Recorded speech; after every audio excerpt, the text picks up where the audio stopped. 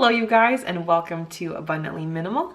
My name is Sarah, and in today's video we're going to do a bit of a behind the scenes sort of business side of YouTube. If you're curious in sort of the journey or process behind Abundantly Minimal and sort of how it works. I know a lot of my viewers are people who also have YouTube channels, and wherever you are in your journey, whether you're a smaller channel or someone who's much further along than I am, I just wanted to share some of my own personal ideas related to YouTube and kind of my own practices and resources I use in case that is helpful, or maybe it's just of interest to you, even if you don't have a channel yourself. I'm going to go through kind of the whole spectrum of sort of how we got started, as well as some other key details by it.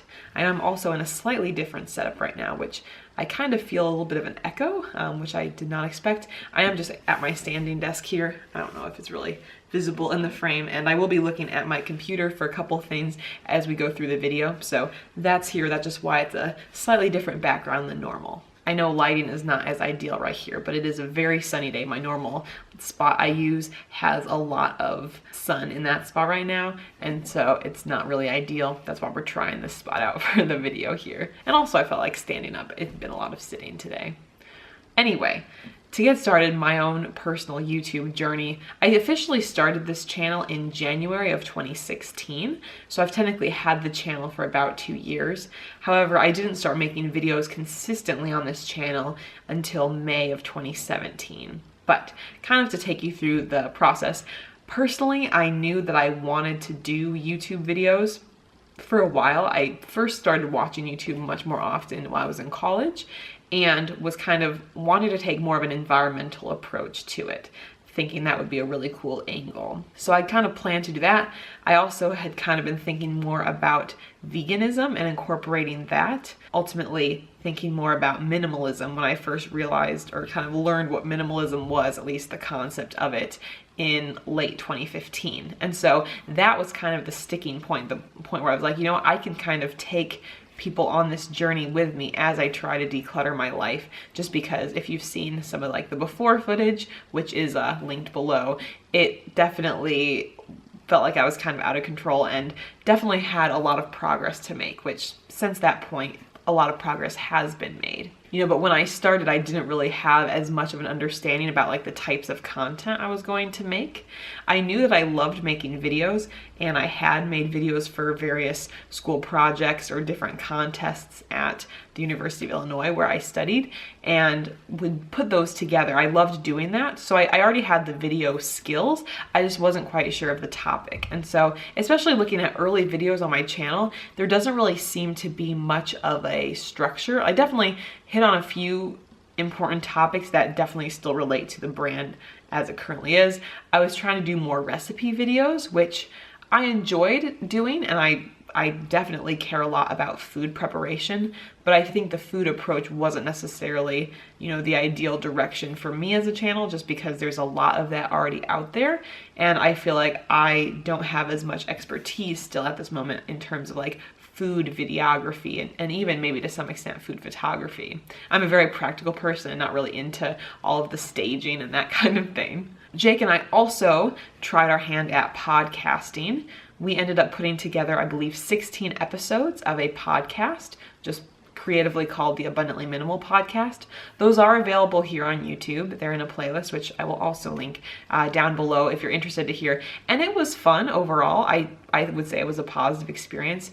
But the two things that I didn't like from the process were how time consuming it was compared to putting together a video, which I prepare for, I film, I edit, and I upload. That process doesn't really seem to take too long. But with podcasts, especially if we were talking about an issue at much greater length, the editing process took me 2 to 3 times as long as editing a video of similar length even. So if the podcast episode, let's say we recorded 50 minutes of audio, it would take me probably at least 2 to 3 hours to edit that. And that's just a really long time. Whereas a video, I often can edit videos in a half hour to an hour. If it's a longer video, maybe it gets up closer to 2 hours, but that was a huge time difference. And then also with YouTube, you know, I'm putting a lot of time in, but at least it's free. I can upload the video for free. with podcasting, kind of how it works, you have to get a host to host your podcast. And we were using Libsyn, but it was a $15 a month cost, which is not that huge of a number in the big scheme of things. But when you're making $0 from that and putting all this time in, it was kind of a frustration. So that's kind of where we tried the podcasting thing. And then after I saw YouTube start to pick up, I realized that, you know what, I think I'm just going to focus on that and drop the podcast, at least for time being. Now that we actually have a bigger fan base, I could see somehow returning to podcasting in the future, but I'm not sure at this moment. And then where YouTube actually started taking off for me was when I decided, you know what, we're gonna have Minimal May this year be YouTube videos. The previous year I had it be on Instagram, so I did a minimalist post each day during the month of May on Instagram. That was a while ago. I did that back in 2016. And then 2017, I was like, you know what, we're gonna do a video. And I figured it was going to be intense and challenging. But I was like, I'm gonna try it. I'm gonna go all in and see what happens. And the coolest thing was that it did work. And that's where this started to grow. And it started to feel like people actually cared. In this video, I'm gonna be talking a lot about the numbers. I do genuinely value the people behind those numbers. And when I'm talking about these numbers here, I'm not trying to sound like I only care about the numbers, but that's just how, with YouTube, a lot of the, kind of value of your business is kind of placed in that, at least objectively. At the start of the month of May in 2017, I had 33 subscribers on this channel, and it's been crazy to see how it's grown. I think by the end of the month of doing a daily video, I think I only missed 2 days. Doing a daily video, it went up to 400 subscribers in 1 month. And I was just really stunned and amazed, and it felt like things were working. And it's funny because still some of those early videos are the ones that are more popular on the channel. From there, I just kept up being consistent. And at this point, it still hasn't even been a full year of being consistent, but I've been amazed by the growth. My skills have improved so much. I have a much more clear focus, just because I've created so many videos, a much more clear focus of what I'm looking for and what my vision and the brand is. So that's helped a ton. Now let's talk a little bit about the filming process. For filming in general, for me, the ideas part has not been an issue.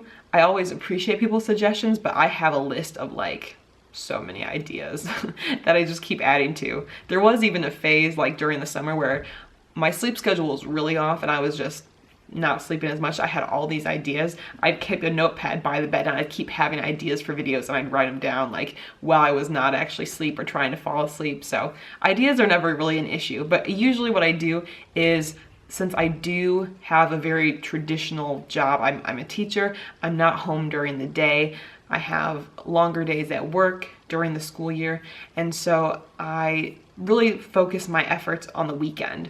So I'll typically film on Sundays, and I'll plan a couple videos to film and film them all the same day. Probably the biggest reason I try to batch film like that is actually just for wearing makeup purposes and like getting glammed up for the camera.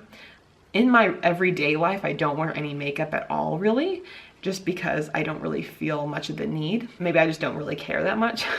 I know I don't have to wear it in videos, but since for me, the videos are something that I create and then they're out there, they last and they stick around for a long time, I want to feel like I'm putting my best foot forward. So I do wear makeup for the videos. So there's that. I'll get ready for that and try to film at least 2 or 3 videos each time I'm filming. Ideally, I'll try to film 4 videos currently, which means that then I'm only filming 2 days per month, really, which helps. It helps to get that all taken care of in one day. In terms of the gear that I use, nothing's that fancy. The camera that I use is a Canon G7X, which I like overall, but there's definitely some things that I've learned since I've continued making videos that makes me realize it wasn't the best choice.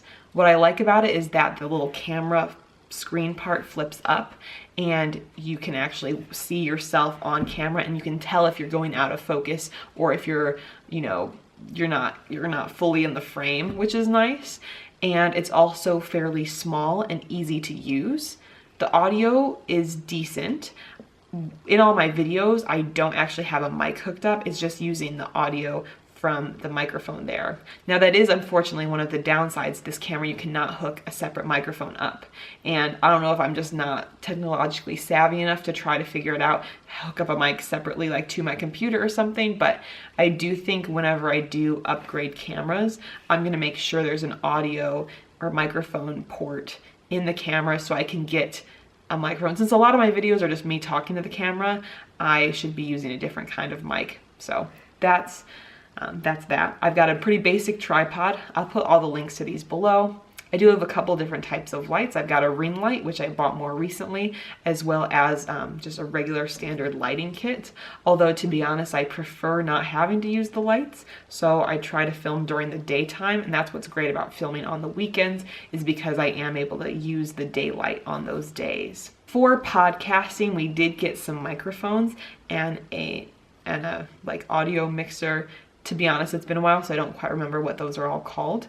And those work great. Those are very high quality. Even though we're not podcasting at the moment, the microphones I still will use for my voiceover. And for a couple of my Minimalist Minute, like short episodes, I use that for the audio. And that's why you also might have heard a little bit of music in the background. After I have prepped for and filmed my videos, then I get into the editing process.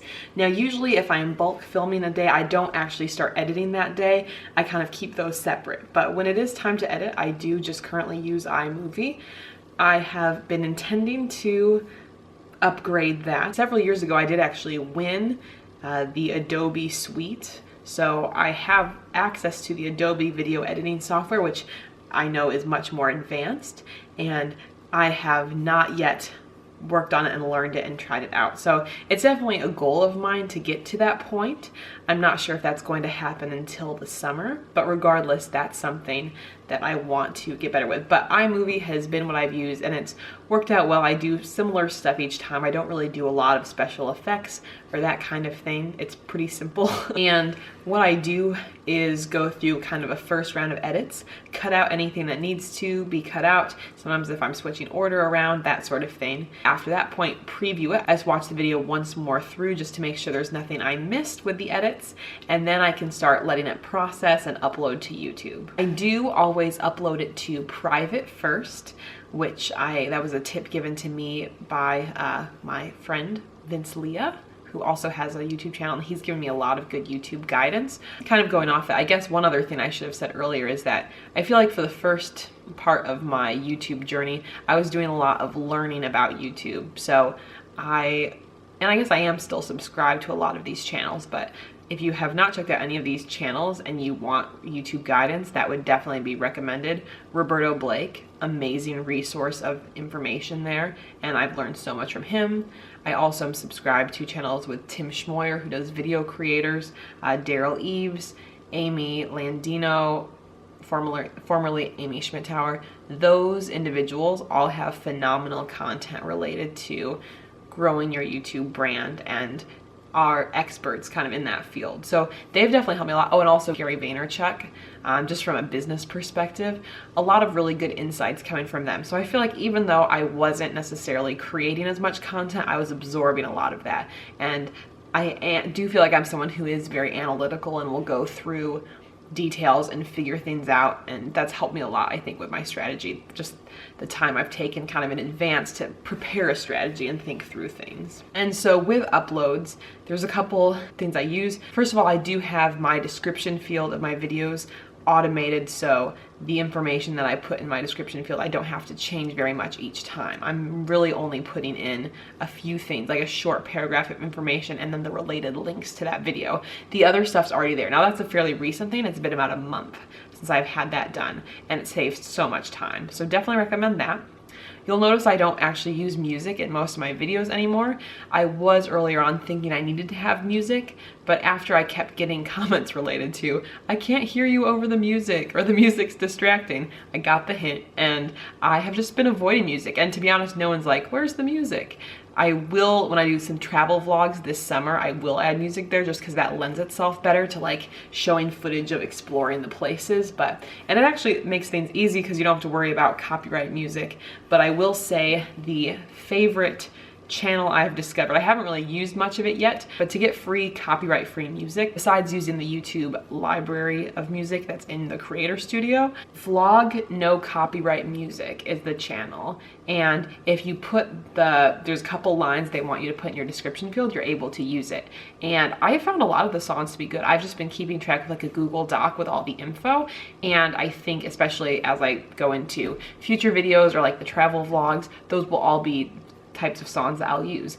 And I didn't know about it before. So that's definitely something I use for music, and it's free, so you don't have to pay for it, which is great. And then I also recommend TubeBuddy.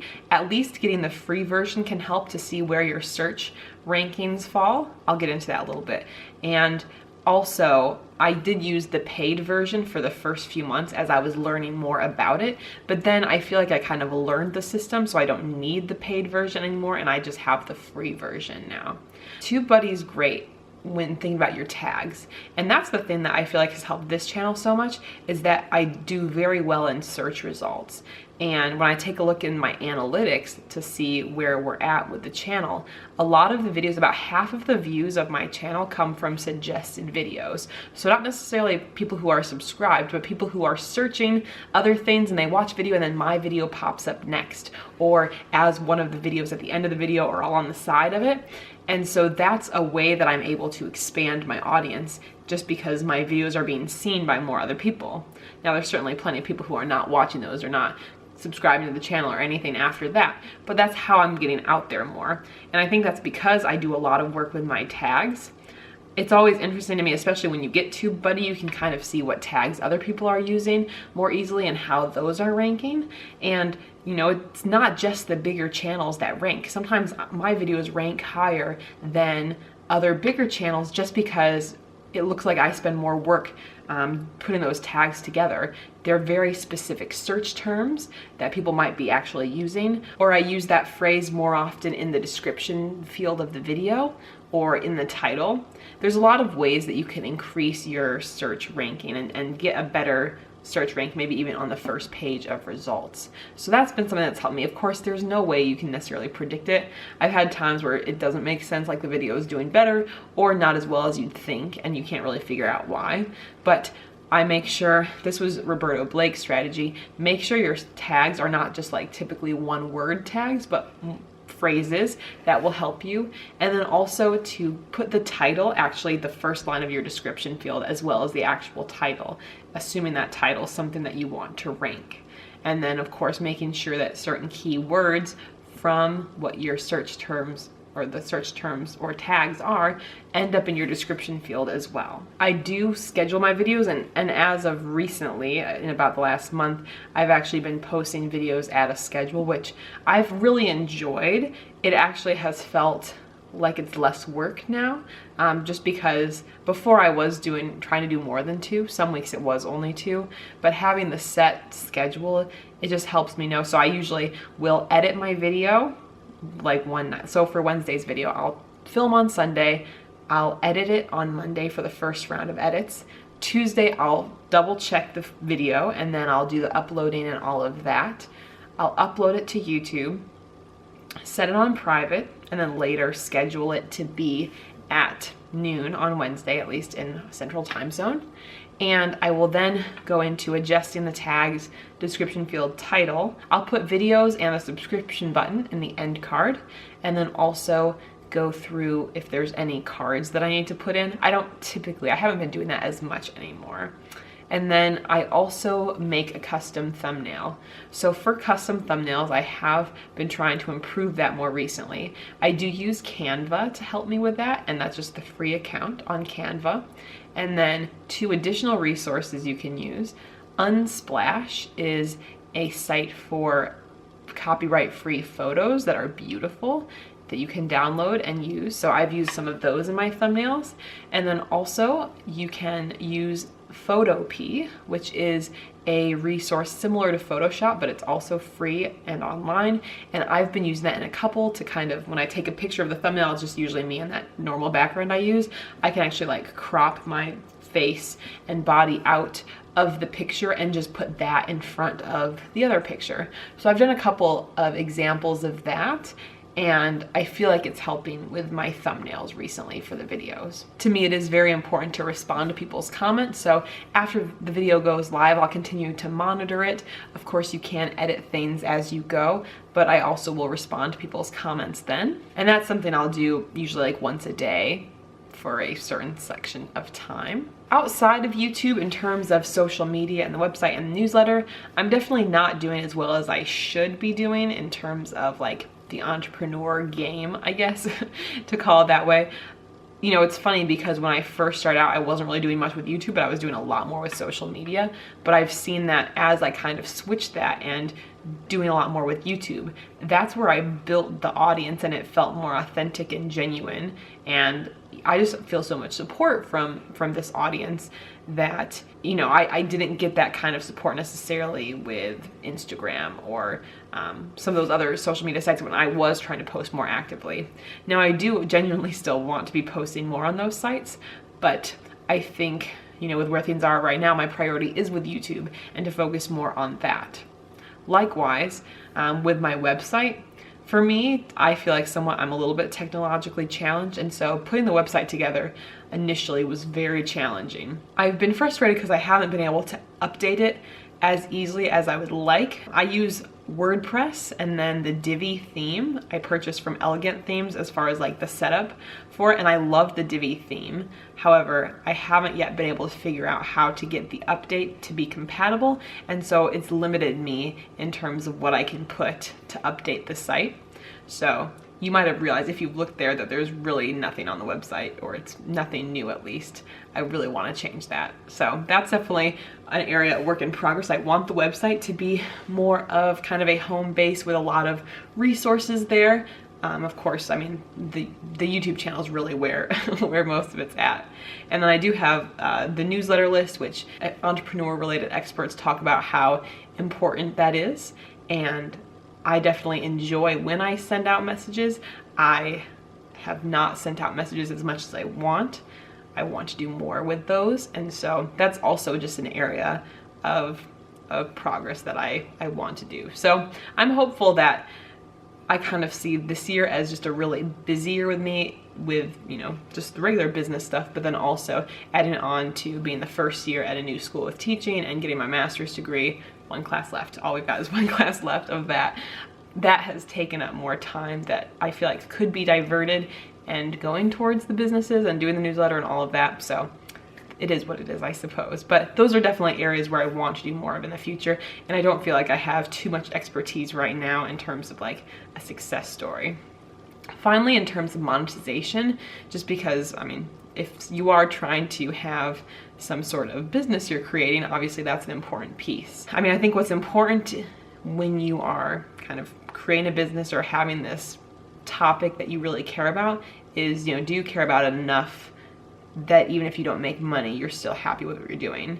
And for me, the issue of minimalism, as well as some of the other, you know, benefits of it, like, or related subjects like veganism or environmentalism, I love that I get to talk about those and potentially inspire others to follow on a similar path. That makes me feel really good, and I feel really fulfilled from that. And like the comments people leave saying that I'm inspiring them, those are the best. I love that. And so for me, that's what matters the most. And I would not want to be spreading a negative message. I feel very happy to be doing a positive message.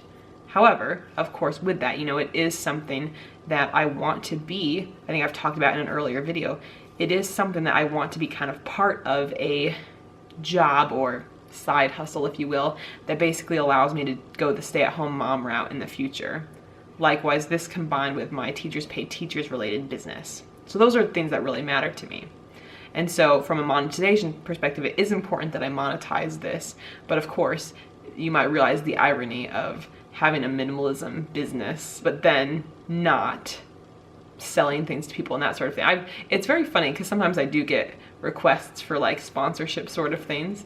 I haven't gotten that many, but you can also tell sometimes they actually like watch your stuff, and sometimes they're just sending this out randomly. Like there was one random tea company that was like, they didn't even say my name in the email. I was like, yeah, I'm not sure about this. So I haven't actually formally worked with anyone yet, and I do want to assure you, like, I am very protective of that, and I don't want our relationship to feel like, you know, that happens.